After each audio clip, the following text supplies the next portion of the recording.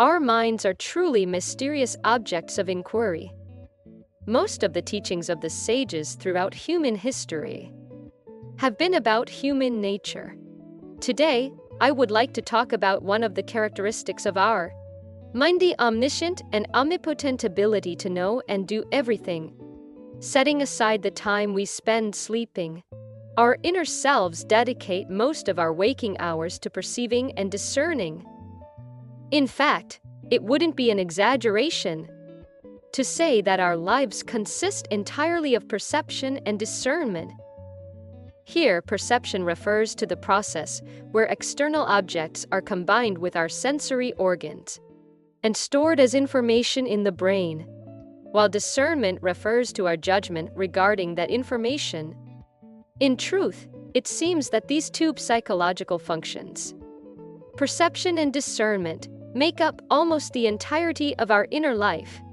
Although emotions arise as a byproduct of these processes, they are secondary and not fundamental, as they accompany perception and discernment, but do not define them.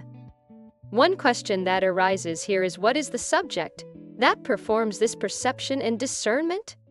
What exactly is it that carries out these processes within our inner self while we are conscious? When I asked ChatGPT about this, it provided three possible answers: the phenomenally experienced self, the fixed and immutable fundamental self, and pure consciousness that encompasses all experiences. Personally, I think the second one, the fundamental self, comes closest to the truth, though the other two don't seem entirely wrong either. What's fascinating is that, while there is undoubtedly a subject that performs perception and discernment, it is something that cannot be inferred through thought or expressed in words. Isn't it true that the subject who perceives, discerns, sees, hears, feels, and thinks cannot be fully articulated? Can you answer this question? Who or what is the subject that performs all your perceptions and discernments?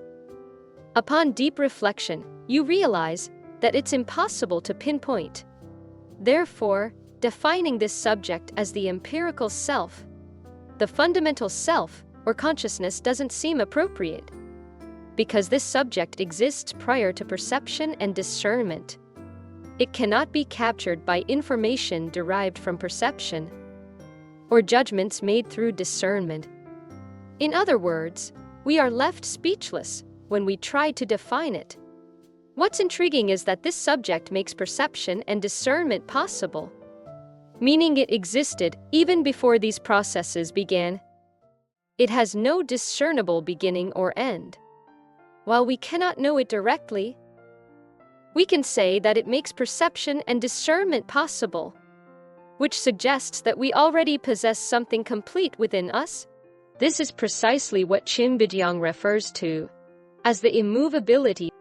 Every human being is inherently equipped with this, which is why humans are noble. Therefore, when we evaluate information or judgments about any object, we are not bound by that information or those judgments, but our inner self can act actively and autonomously. This illustrates that our inner selves already possess the ability to perceive and discern. If this ability is something that every human being inherently has, then it is truly a great gift, one that we should nurture and develop. What is more important than perception and discernment is the inner ability that makes them possible. Fortunately, in the age of artificial intelligence, it has become possible to process much more information and judgments than human perception and discernment could ever handle. In fact, the comparison is impossible, and some even claim that AI could replace human abilities altogether. However, the clear difference is that AI lacks the inner capacity that makes information and judgment possible. Instead, it relies on calculations and programming, which is the fundamental distinction between AI and human. Doesn't this show us the direction humanity should take?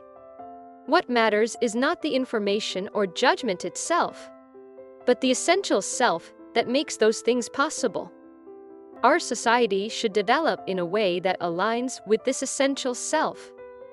This is the true meaning of Cheonbugyeong's teachings on change in usage is immovability, and the essence is that the mind is essence